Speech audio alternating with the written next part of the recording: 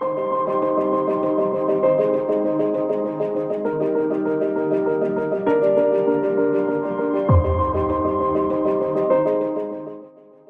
I think that probably this whole situation will affect the whole year probably because like these huge events, festivals and stuff like that. I don't think that they will take place in 2020. The corona crisis kind of challenges all of the musicians out there. And yeah, well, you can play live. So that's the first thing. And what do musicians want is to play live. So that's what we do. That's what we enjoy most, at least the most of us, I think. And yeah, we can't do that. So we got to utilize the time as much as possible and the best way we can do it. So first thing that I did is a couple of live streams. So on Instagram, we did a YouTube kind of thing. And that's the one thing that you can do. But on the other hand, it kind of gets boring because you can't interact with your audience. And people are probably clapping or not. I don't really know, but you can hear it. So all the emotion, all the feeling that you have for a live performance, and that's why people go to live performances, to get the feeling, to get into the moment that the musician is feeling. You can't really have that online. It's super hard to recreate that feeling. So what do I do instead? I work a lot in the recording studio. We have 3 songs, 3 new singles in the pipeline that we were working on. They're different from what we did before because they have a lot more energy and are a lot more upbeat. So we work a lot in the studio. I work a lot on my songwriting and use the time for practice sessions. So we have like different pillars that we're currently working on. So studio is one thing, songwriting is the other, practicing in general is the other, the band, artist development, brand development. So we have a lot to do. For the outside work, that nothing or not much is happening, but in the inside world that we're working, so in the team that we're working with, a lot of stuff going on. Everyone who watches this, be prepared for what's to come after Corona. We're working on it. Well, currently I'd say the lockdown. In Germany we have restrictions, especially for any kind of events. Officially we have restrictions till August or September. You're allowed to do like small events with 100 people, I think, that keep kind of distance to each other, or the audience is keeping distance and stuff like that. So I think that probably this whole situation will affect the whole year probably because like these huge events, festivals and stuff like that, I don't think that they will take place in 2020.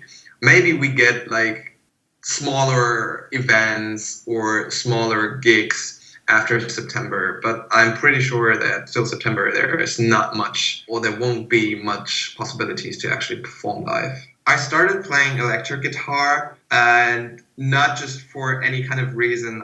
I was into metal music and I played like post-core and metalcore, which is odd because people know me for my pop music, but that was years ago. I think we kind of broke up with a band by the age of 18. Then I started a acoustic kind of singer-songwriter project where we did acoustic covers of any kind of, let's say, indie or alternative rock music, like Kings of Leon, Imagine Dragons. I started with the age of 11 or 10 or 11, something like that. And it was guitar, which I started with because of my mother, basically. And then I played for years and years, and I focused on electric guitar, and then got into acoustic kind of music and acoustic guitar later on.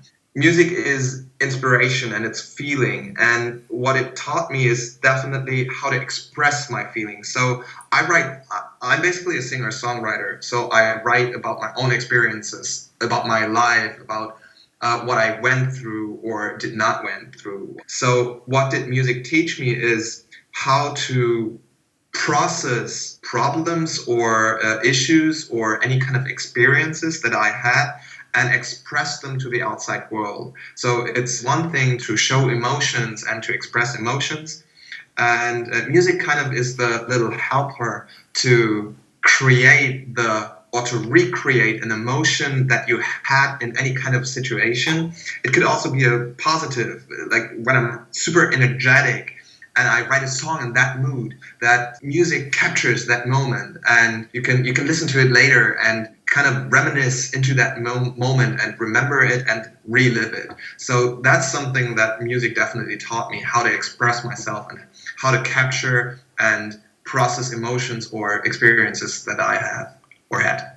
Pop music is like that wide of a term. It's like everything. It's a combination of pop music and rock music, because I still have those influences from my, let's say, former bands and projects, and also in terms of my style of singing, I kind of give it a rock feeling from time to time. So I would say it's a combination of pop, singer-songwriter, rock music. First things first, you kind of hear a huge difference between Nothing Stays the Same and Emily in terms of style, in terms of what do I actually say in that song.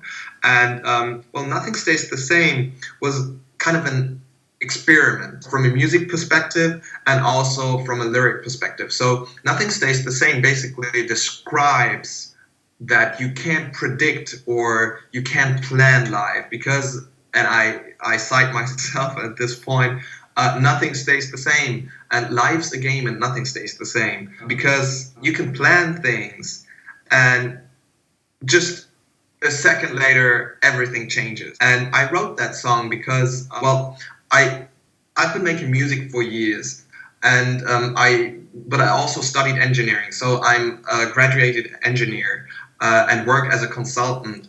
And then my producer or my manager that currently produces all the singers and also Nothing Stays the Same, he dropped by at a concert, a super small gig, and he said, "Hey, I like that song and I like your voice, let's produce something."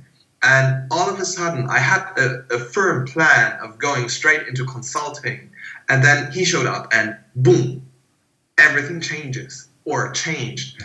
And that's why I wrote Nothing Stays the Same, because you can't predict anything and you just gotta live with the flow. And that's what Nothing Stays the Same is about. The song, or if you read through the lyrics, it's kind of abstract. It's not like super, I'm not describing a specific situation. It's more like a feeling that you have, or more like a mantra almost that you can live by. So now to get back to the comparison, what was the idea for Emily? The approach is completely different, because that was a situation I lived. We, and I mean Emily, me, and a lot of other people, and we basically just met at that party and it somehow happened that we lost sight of each other, maybe because of the wine, I don't know, and we never got to see each other again. But I do not know many people called Emily, and that name just was stuck in my head. So the whole story is, I met that girl and she completely flashed me, and I was like, wow, she's beautiful, and not just beautiful. She's like a 10. It really pissed me off. Sorry for the language here, but that I did not get the chance to meet her again, because we did not exchange numbers and stuff like that. And so I wrote the song for her. And when you listen to the chorus, and if it comes to Emily, and I really get into it, it shows the disappointment or the anger that I felt that moment when I realized, yeah, that's it. So she was such a cool girl, and I was like, yeah, okay. So is Emily real? Yes, she is. Is Emily her real name? No, it's not. Nothing Stays the Same was more like a, well, upbeat kind of. It's not a party song, but it's a little bit more, well, you would maybe dance to that, and people liked it. But what people also said, or when they saw me playing live, people kind of had the feedback that they liked the song, but they kind of pushed me into the question of, how do I want to make music, especially live? And we kind of agreed or decided to go the handmade music way.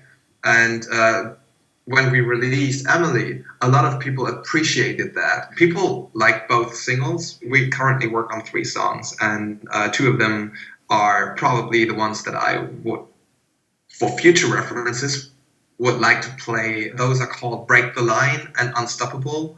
The most memorable venue that I played in was the Tanzbrunnen in Cologne. Well, it's huge. It's basically a huge location, and it's basically it has a stage, and then like they built up an amusement park for families. So it was called, the whole thing was called Viva West Family Festival. And I got into that because of a social media voting. I kind of won that because most people voted for me to play there, which was super cool. And I'm super thankful for to all my fans and everyone who engaged in that kind of voting. Once this is all over, I think we're going to start in Noordrijn-Westfalen again, because that's my home base. Cologne and all the other cities around, there are a lot of cities here. It's super dense area in terms of people living here. So that's going to be our focus area, I think. And then the extended like area is probably Germany. But as a goal, I'd love to do a Europe tour, going to England, definitely France, Spain, Netherlands, definitely that's on the top of the list. So currently, because of all the corona crisis, I definitely have not been there. And the last time I remember was like 5 or 6 years ago. And I'm not 100% sure how to pronounce it right, but I think it's called Domburg, something like that. That's the last time that I've been to the Netherlands. Yeah, I lived in California for like almost a year, and I spent a lot of time in the US. So I'd love to travel the US again, touring. So that's probably what I want to do most. Germany as a focus, then extended would be Europe, and maybe 2 years from now do a US tour. That would be super dope. Unfortunately, now I gotta say performing live, because that's how you capture people's attention. And that's how you make people being interested and making them wanting more of you. So performing live is the number one thing to actually get into the business. And unfortunately, now you can't perform live.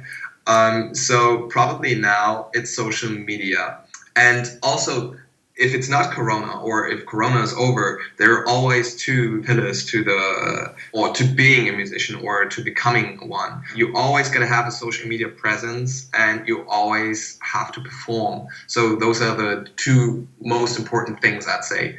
As you can't perform now, social media is the number one. So build up your channel on, I don't know, what you're working with, TikTok, Instagram, Facebook, whatever, YouTube. Use the time that you can spend doing other things because of the lockdown. Use them to create content, to, I don't know, do little covers, do acoustic versions, do acoustic sets, and go live on YouTube or Instagram, and post your work, post your progress, post your new song ideas. And yeah, that's what I would recommend people to do to actually become or to get your foot into the music business. But there's a lot to come, new singles, new music videos. There are going to be live streams. So hit me up on Instagram, YouTube, and Spotify. That's probably the best way to hit me.